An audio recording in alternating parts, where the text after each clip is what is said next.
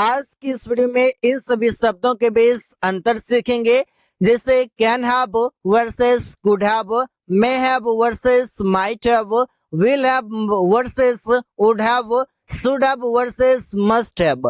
इन सभी शब्दों के बेस अंतर क्या है? जैसे यूज ऑफ कैन हैव का मतलब है पास हो सकता है, कोई भी चीजें पास हो सकता है, मतलब कैन हैव का प्रयोग करेंगे। Subject can have plus object होगा, यहाँ पर कोई भी नाउन या फिर कोई प्रोनाउन आ सकता है। हम लोगों के पास एक बड़ा टीम हो सकता है, we can have a big team, we can have a big team, हम लोगों के पास एक बड़ा टीम हो सकता है। प्रिया के पास एक नौकरी हो सकता है, Priya can have a job. उसके पास एक कार हो सकता है, he can have a car. Aman के पास बहुत सारी किताबें हो सकता है, Aman can have a lot of book, a lot of books भी बोल सकते हैं। अब यहाँ पर समझ सकते हैं कि कैन हैव का यूज आखिर क्यों किया गया। यहाँ पर एक तो मीनिंग है कि पास हो सकता है, लेकिन पास हो सकता है तो कुड हैव भी है, तो इसका यूज किया गया है एबिलिटी के लिए। एबिलिटी मतलब कोई भी क्षमता बताने के लिए, कैसा हो सकता है, मतलब यहाँ पर एबिलिटी है, यहाँ पर एम्फेसाइज है, यहाँ पर फोकस है, इसलिए कैन हैव का प्रयोग है। कुड हैव का मतलब है पास हो सकता था। अब पास हो सकता था कब? पास्ट में, जैसे subject plus could have plus object होगा। और मोहन के पास बहुत सारी कलमें हो सकता है, Mohan could have a lot of pens. यह बदले हो सकता था, कोई चीजें पास हो सकता था, कुड हैव के साथ उस चीजों का नाम लिखेंगे। राकेश के पास एक बस हो सकता था, राकेश कुड हैव अ बस। तुम्हारे पास बहुत सारी चीजें हो सकता था, you could have a lot of things या मैनी थिंग्स। आकाश के पास अमन का सपोर्ट हो सकता था, आकाश कुड हैव अमन्स सपोर्ट। यहाँ पर आप कुड का यूज इसलिए किए हैं कुड हैव का, क्योंकि आप पास्ट में बताना चाहते हैं कि ये चीजें हो सकता था बट हुआ नहीं है। उसके पास हो सकता था अगर उसने सही से काम किया होता, सही रूप से स्टडी किया होता, उसके पास एक नौकरी हो सकता था, उस सेंस में हम प्रयोग कर सकते हैं। तो मतलब वो चीजें रियल में एक्चुअल में वो नहीं है, हो सकता था, संभावना था कि हो सकता था। कुड हैव का मतलब है कर सकता था। कुड हैव का अनदर यूज भी है, जैसे subject plus could have plus वी3 प्लस ऑब्जेक्ट है।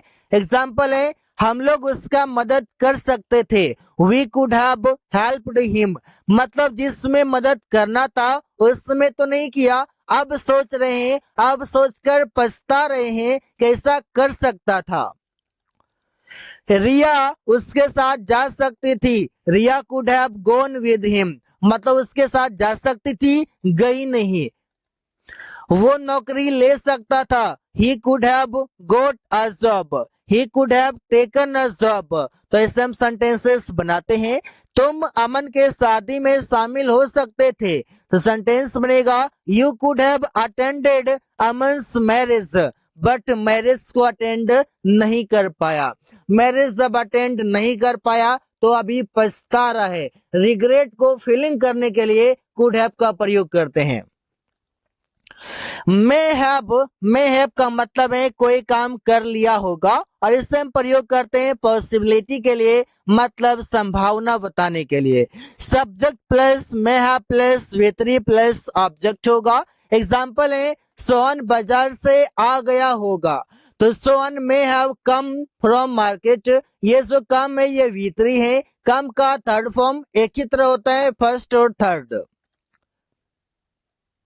मुस्कान खाना बना ली होगी, मुस्कान में हैव कुक्ड फूड, कोई काम कर ली होगी, कब? प्रेजेंट में या पास्ट में? कब कोई काम कर ली होगी? थोड़ी देर पहले कर ली होगी और काम फिनिश हो गया होगा। उसने खाना खा लिया होगा, he may have eaten the food.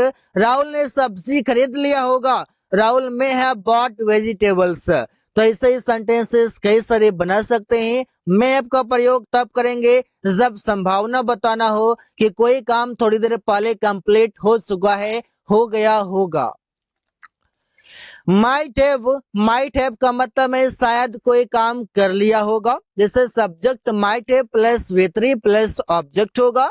Example है शायद वे लोग क्रिकेट खेल चुके होंगे। They might have played cricket.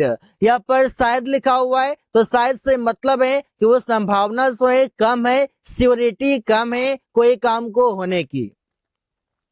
शायद बच्चे वहां आ चुके होंगे। The children might have come there. The children might have come there. शायद बच्चे वहां आ गए होंगे या आ चुके होंगे। आपने शायद खाना खा लिया होगा। You might have eaten the food. मतलब संभावना कम है, मुझे श्योरिटी नहीं है कि आपने खाना खा लिया है, संभावना है कि आपने खा लिया होगा। शायद पुलिस आतंकी को मार चुकी होगी। The police might have killed the terrorist. तो ऐसे ही सेंटेंसेस बना सकते हैं माइट हैव की मदद से। विल हैव का मतलब है कोई काम कर चुका होगा और इसे हम प्रयोग करते हैं फ्यूचर एक्शन के लिए। जैसे सब्जेक्ट यूज करेंगे will have plus V3 plus object आएगा। वो दिल्ली पहुंच चुका होगा। He will have reached Delhi. उसके पास एक महंगा कार होगा। He will have an expensive car. यह बढ़ गया विल हैव के साथ V3 भी आ रहा है और विल हैव के साथ डायरेक्ट ऑब्जेक्ट भी आ रहा है। तो विल हैव के पास देखिए यहाँ पर विल हैव के साथ एन एक्सपेंसिव कार यहाँ पर होगा। He will have an expensive car. उसके पास एक महंगा कार होगा। वो खाना पका चुकी होगी। सी विल हैव कुक्ड फूड। या बद गया कुक्ड V3 लिखा हुआ है। हम लोग मैच जीत चुके होंगे। We will have won the match. तो ऐसे ही सेंटेंसेस कई सारे बना सकते हैं फ्यूचर एक्शन बताने के लिए कि आने वाले समय में ऐसा हो चुका होगा। वुड हैव का मतलब है कोई काम कर चुका होता। विल हैव मतलब कर चुका होगा और वुड हैव का मतलब कर चुका होता। इससे प्रयोग करेंगे subject plus would have plus V3 plus object. वे लोग अपना काम कर चुके होते। They would have done their work. वे लोग अपना काम कर चुके होते। अमन के पास बहुत सारे पैसे होता। Aman would have a lot of money. यह बद गए वुड हैव के साथ डायरेक्ट ऑब्जेक्ट है और कोई भी चीजें पास होता ऐसा बोध हो रहा है। वो अंग्रेजी सीख चुका होता। He would have learned English. He would have learned English. वो अंग्रेजी सीख चुका होता। आप पत्र लिख चुके होते। You would have written a letter. You would have written a letter. आप पत्र लिख चुके होते। तो ऐसे ही सेंटेंसेस बनाए जाते हैं। शुड हैव का मतलब है कोई काम करना चाहिए था। इससे बनाते हैं subject plus should have plus V3 plus object होगा या फिर subject plus should have plus object होगा। तो मतलब V3 भी आ सकता है और डायरेक्ट ऑब्जेक्ट भी आ सकता है। तो एग्जांपल में समझेंगे जैसे अमन को अंग्रेजी सीखना चाहिए था, कोई काम करना चाहिए था। तो अमन शुड हैव लर्नड इंग्लिश। अमन को अंग्रेजी सीखना चाहिए था।